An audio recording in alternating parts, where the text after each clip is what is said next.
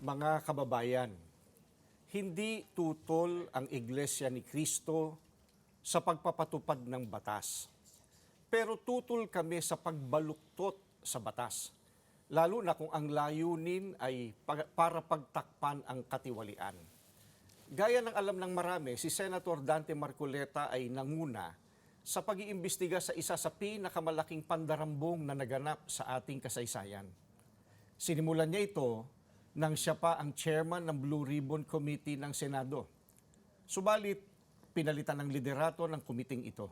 Gayunpaman, itinuloy niya ang paghahanap ng hustisya para sa atin na mga mamamayan.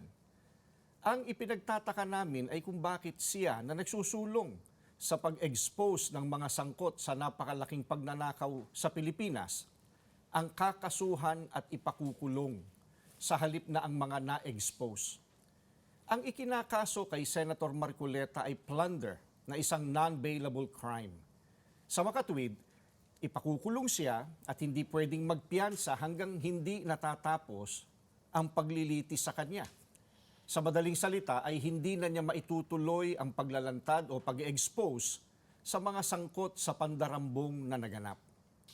Pero paano naging plunder ang pagtanggap ng campaign donation? Hindi naman galing sa kabangyaman ng Pilipinas ang tinanggap niyang donation mula sa mga sumuporta sa kanyang pagkandidato bilang senador at mismong ang COMELEC ay naglabas na ng desisyon na walang krimen na naganap sa pagtanggap niya ng campaign donation. Sinusuportahan ng Iglesia ni Cristo ang itinataguyod ni Senator Marcoleta dahil ito rin ang posisyon namin. Nananawagan kami para sa transparency, accountability, justice, and peace. Kaya, nais naming iparinig sa mga kinauukulan na kahit ipakulong nila si Senator Marcoleta, ay hindi kami titigil sa paghingi ng katarungan para sa mga kababayan natin na ninakawan. Gusto naming ipaalam sa kanila na isang injustice ang selective justice. At hindi kami mananahimik sa harap nitong napakalaking pagyurak sa katarungan na hinihingi ng ating mga kababayan.